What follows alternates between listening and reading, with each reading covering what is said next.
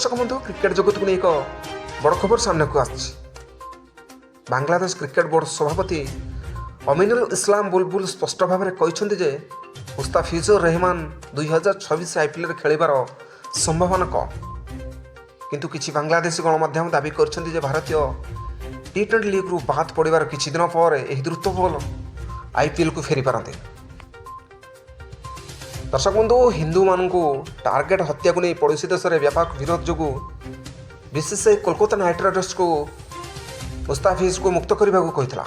यह निष्पत्ति को बांग्लादेश क्रिकेट बोर्ड भल भाव में ग्रहण कर दुई देश मध्य क्रिकेट संपर्क खराब होता।